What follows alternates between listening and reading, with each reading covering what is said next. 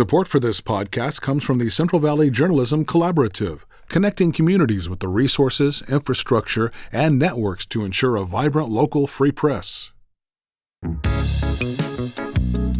From KVPR in Fresno, this is Central Valley Daily.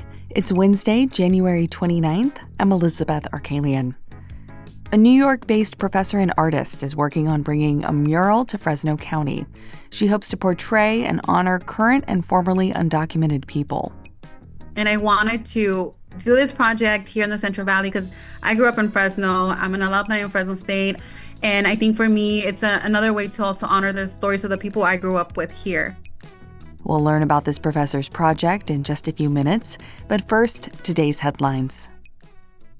A new bill introduced in the California legislature this week would allow victims of climate disasters like fires and floods to sue the oil industry for damages.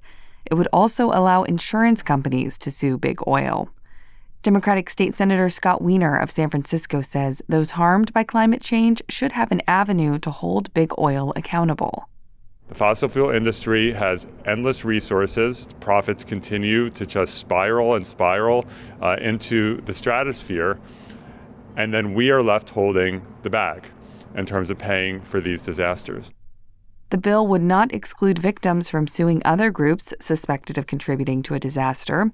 He also says insurance companies should be able to seek damages from polluters rather than passing costs onto ratepayers. Republican lawmakers say the state should instead focus on fire prevention and that those harmed should be able to sue government entities for failed policies. Officials are still investigating the cause of the LA fires. A company that generates electricity is proposing a battery energy storage system in Tulare County. The Business Journal reports the company Vistra Energy wants to build a battery storage site near the town of Terabella. Officials presented the proposal to the Tulare County Board of Supervisors on Tuesday. The proposal comes days after a fire at a battery storage site in Moss Landing that is also run by Vistra Energy. The fire released toxic fumes and caused the evacuation of hundreds of nearby residents. Fresno Unified is going after vaping. KVPR's Rachel Livenall reports the district introduced a new vape detection system this year and is already seeing results. A pilot project to detect vaping was introduced at 8 Fresno Unified campuses this year. Officials say the system acts as a sensor that can detect vape, cigarette, or THC smoke in any room. District officials installed the sensors throughout the campuses, but especially in bathrooms, where most vaping occurs, they say. The sensor system is designed to notify teachers. On average, it takes about 15 seconds to alert. Vaping is banned statewide on all school properties. The strategy to detect vaping is just one way schools are responding to behaviors among teens. Another one is limiting cell phone usage on campus. For KVPR News, I'm Rachel Livenall.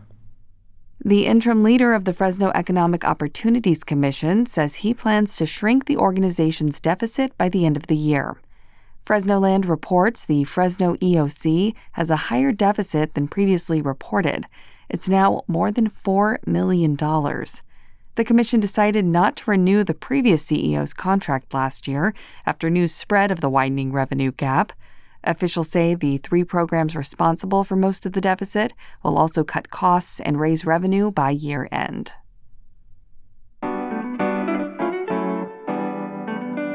KVPR's vehicle donation program brings in thousands of dollars each month to support the news and information you rely on. If you've got a car, truck, motorcycle, or boat you're no longer using, please consider donating it. The process is easy. We'll tow it away free of charge, KVPR gets a check, and you'll get a receipt for your taxes. Find out more at kvpr.org/cars or call 855-277-2346. And now to our main story. Immigration is a hot topic right now. Across the nation, communities are grappling with a new administration that's prioritizing immigration enforcement. Deportations are front and center, and Trump administration officials have said that any immigrant in the country without legal status is a target. But who are these immigrants? In 2019, a mural on the U.S.-Mexico border sought to paint a picture of the people behind the immigration debate. Young people who had faced deportation, mothers who left children behind after they were deported. These are the stories that our guest today chooses to showcase to bring a different perspective on the immigration debate.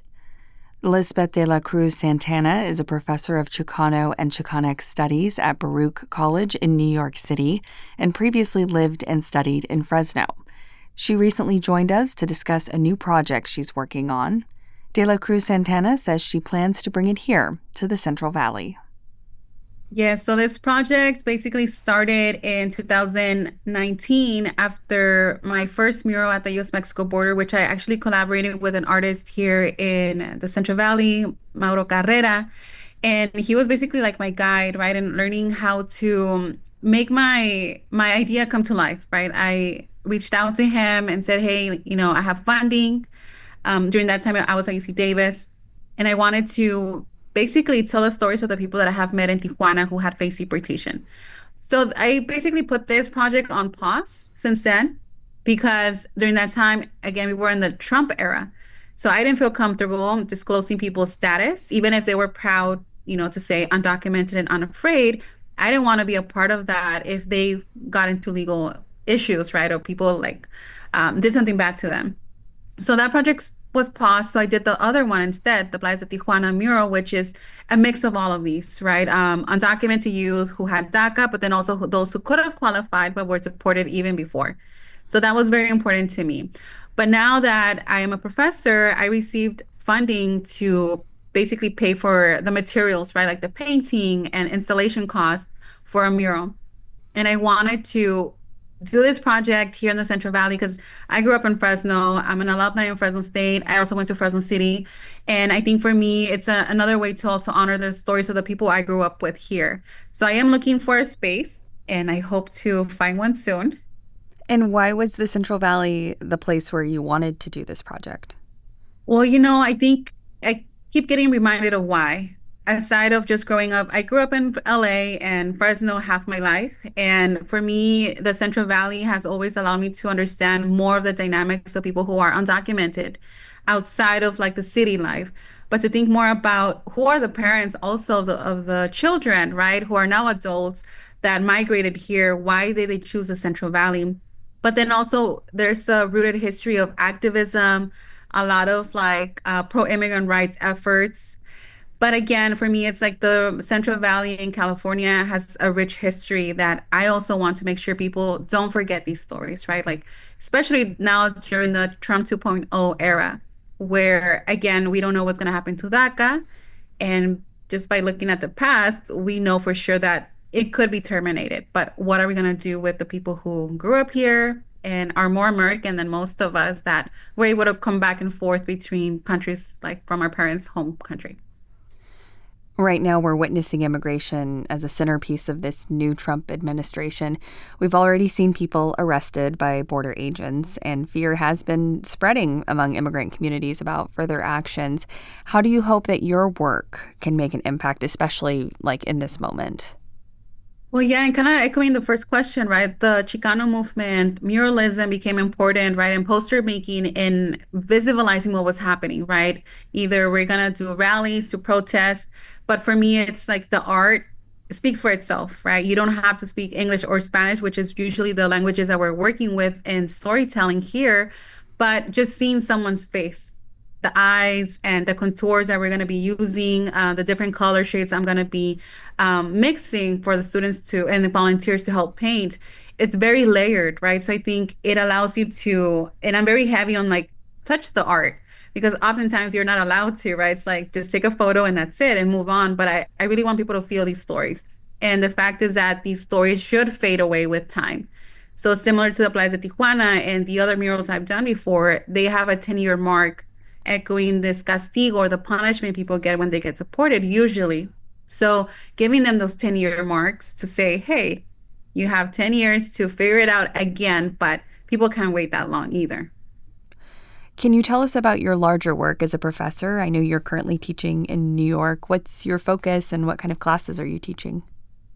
Yeah, so I teach the U.S.-Mexico borders class, which focuses a lot on humanizing the people who have been affected by what this border means, the border construction, and then also thinking more in the sense of like blending the humanizing deportation project into my classes. So I teach courses on corridos, like Mexican ballads, and my students compose corridos. So I try to really emphasize the fact that they're not just passive learners, but active creators as well. So for me, it's very important, right, for them to now with this mural project that it's going to be the second one we do. It's like we're learning about this community now, but we're going to do something about it. Which from the previous mural, the El Paso del Norte mural project, my students were like, I've never been to Mexico because most of them are not from Mexico, right? So that was new to me. Most of them are from the Caribbean, and other places. And for me, it's like, let me teach you what a Mexican American is, right? Like through Chicano studies. But then also I'm going to emphasize the fact that you can also contribute to these conversations, regardless of who you are. And you see that spark in the students. So speaking of your project here in the Valley, if people have a place or a wall or a building that they think would be a good spot for the mural, I believe you're still looking. So how can they reach out to you?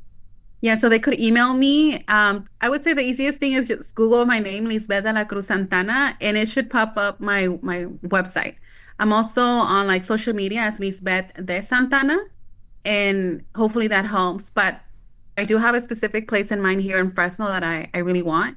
So I'm working on that, but I'm open to walls, right? I like working on cylinder-like shaped places like on freeways and things like that. But anything at this point would be helpful because I really want to find a place that dignifies these stories, that is accessible to community and anyone that wants to come in at whatever time.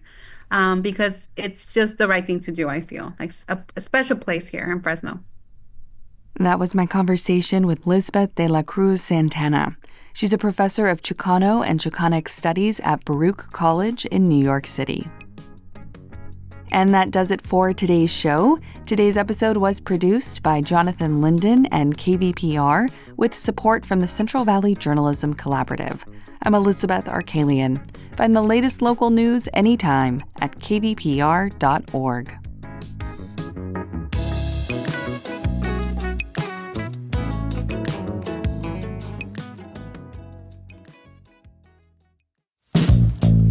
We could all use a little help navigating the news these days. The Consider This podcast wants to give you a hand. 6 days a week, we'll help you make sense of the day's biggest news story and what it means for you in less than 15 minutes. Listen now to the Consider This podcast from NPR.